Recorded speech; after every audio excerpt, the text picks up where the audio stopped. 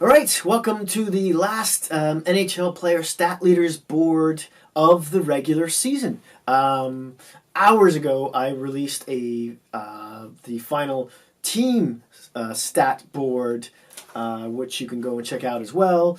Both of these videos they wrap up and review and put a nice little bow on the entire season for you, so you can see where everyone's going as they enter the show or the Jack Hughes lottery, whichever team you happen to be rooting for. These three teams I have here, they're all leaders in their respective categories on the board. And this one is the Calgary Flames. Speaking of which, they will be wearing these colors as their playoff jerseys, which is exciting because I love these. I love this version. The black and red, it was nice, but it had its day. It's gone. It's time to put it to bed. It's over. It's time to go back to the future. Back to the past. Hello, Doc. Flame on. That's a stupid pop culture reference for anyone over 33. In any case, let's get started with point leaders. Number 1, Nikita Kucherov with 128. Number 2, Connor McDavid with 116. Number 3, Patrick Kane with 110. Number 4, Leon Draisaitl with 105. Number 5, Brad Marchand with 100. And he's also tied with Sidney Crosby there. Now that's Brad Marchand. If you're living, if you're from the States, if you're from Canada or Quebec especially, it's Marchand. Brad Marchand. My wife is French. She didn't correct me because I already knew that, but she just proved what I already knew was to be right. Or if you're from northwestern Mass, it's Marchand. Moving on. I digress. Sidney Crosby he was on this list earlier in the season, but I want to say for the most part he's been off it, and he's proven to everyone he's still relevant, not just a leader and an icon in hockey these days, but he's still very relevant when it comes to statistics. There he is, and I wouldn't want to be playing the Pittsburgh Penguins in the playoffs, New York Islanders. Let's talk about goals. Number 1, Alex Ovechkin with 51. Number 2, Leon Draisaitl with 50. Number 3, John Tavares with 47. Number 4, Steven Stamkos with 45. Number 5, Patrick Kane with 44. And we have a 6-way tie for the 6th spot here. We have Nikita Kucherov. We have Connor McDavid, We have Nathan MacKinnon. We've got Braden Point. We've got Alex DeBrincat and Cam Atkinson. And there's 3 Tampa Bay players who have more than 40 goals. That's obviously, why not? It's so unfair, isn't it? For everyone else, that's unbelievable. What's more to say about that? Honorable mention in the number 5 spot. There's a 2-way tie between Jeff Skinner of the Buffalo Sabres and Jake Gensel of the Pittsburgh Penguins. Had a 40-goal season. Yeah. Moving on, 2 assists. Number 1, Nikita Kucherov with 87. Number 2, Connor McDavid with 75. Number 3, Blake Wheeler with 71. Number 4, Mitch Marner. Number 5, Brent Burns. Number 6, Patrick Kane. Number 7, Sidney Crosby. There he is. And number 8, Brad Marchand. Brad Marchand. I'm sure more people will just correct. Just like it's one day it's Elias or it's Elias or it's Pedersen or Peterson. No, it's Marchand. No, seriously. Let's talk about power play point leaders. Now, before I had this column as power play goal leaders, but I switched it up to make it not only more relevant for the fantasy hockey people. I just lost my voice there. I just turned into a 12-year-old girl. But also because I think this the point leaders changes a bit more and fluctuates, a bit more interesting to look at from week to week. So in any case, number 1, Nikita Kucherov with 48. Number 2, Steven Stamkos with 40, because there they are again. And obviously I ran out of Tampa Bay Lightning magnets because, yeah.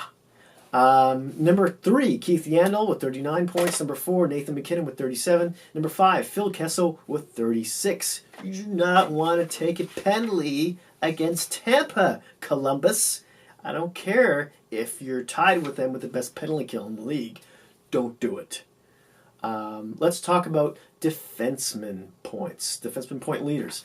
Number 1, Brent Burns with 83. Number 2, Mark Giordano with 74. Number 3, Morgan Riley with 72. Number 4, John Carlson with 70. Number 5, Keith Yandel with 62. Number 6, Eric Gustafsson, I hope I said that correct, with 60. Number 7, Tyson Barrie with 59. Tyson Barrie's like 27 years old.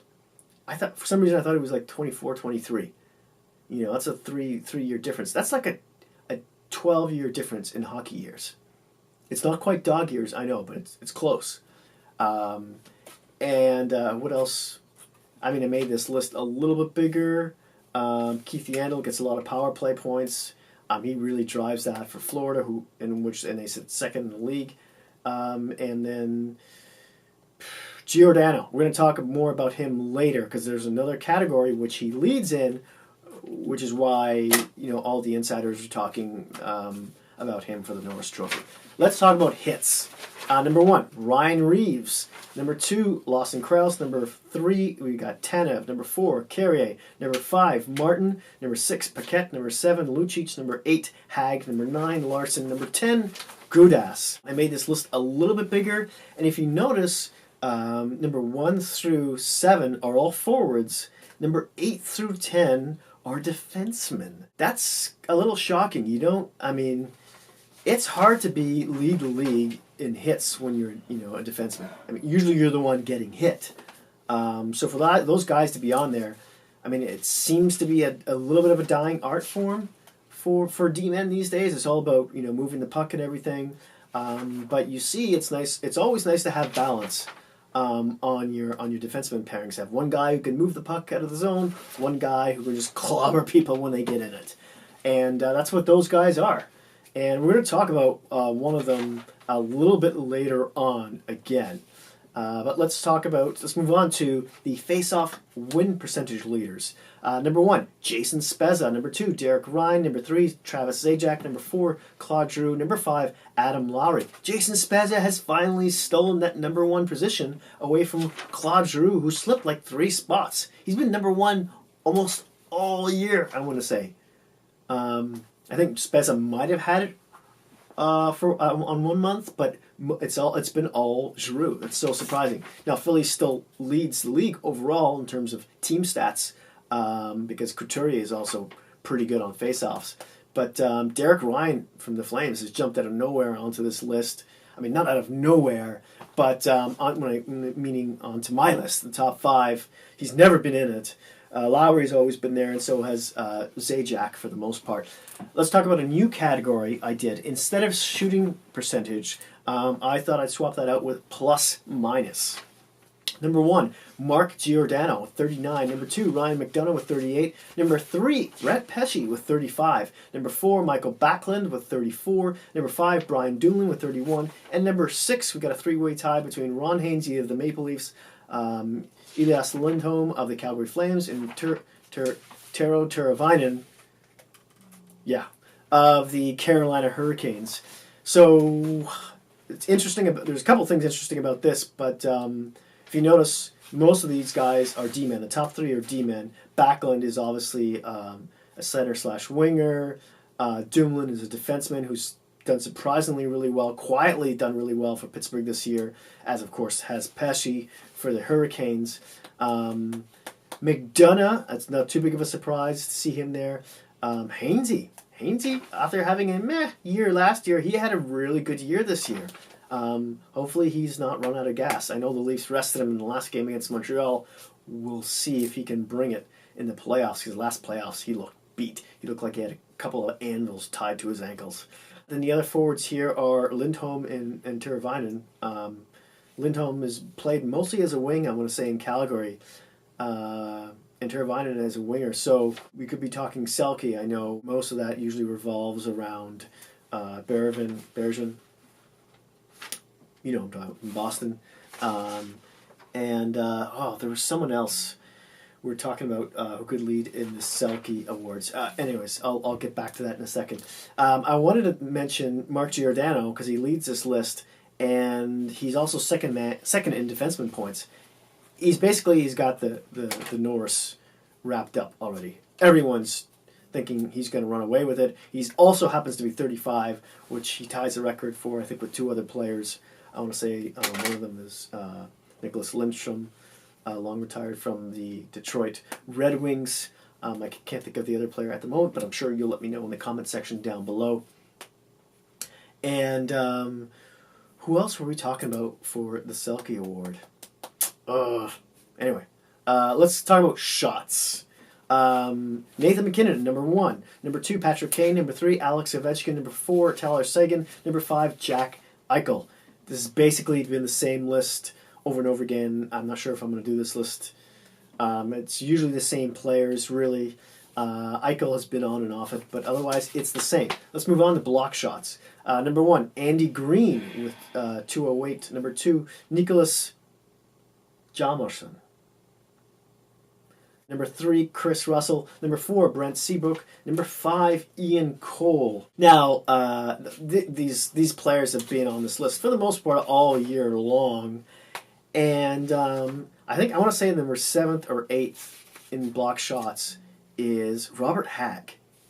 If that name sounds familiar, it's because it is.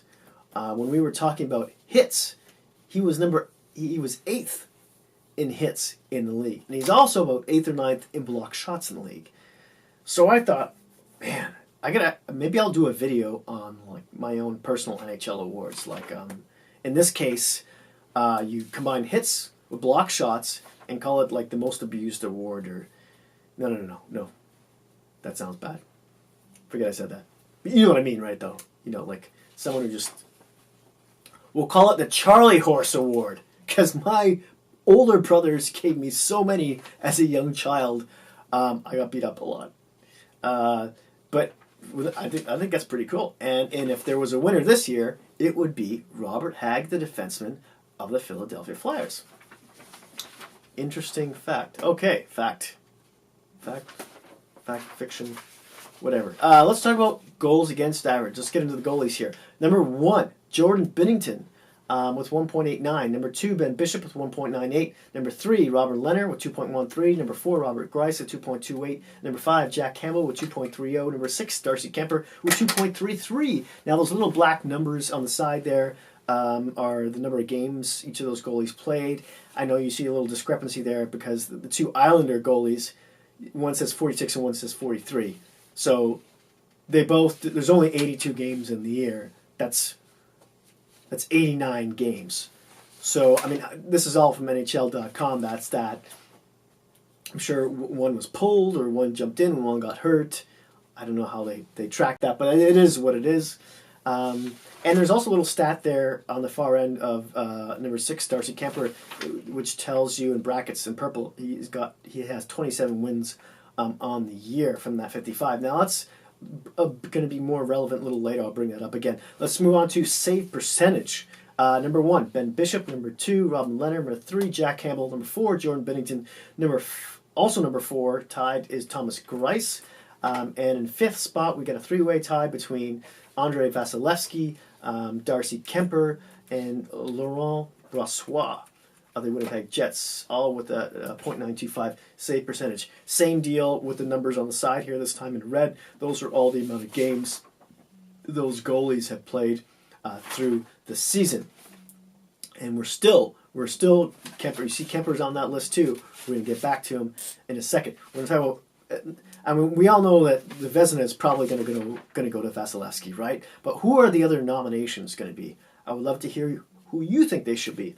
I think Kemper should definitely be one of them. And I want to say so should Bishop and even Leonard.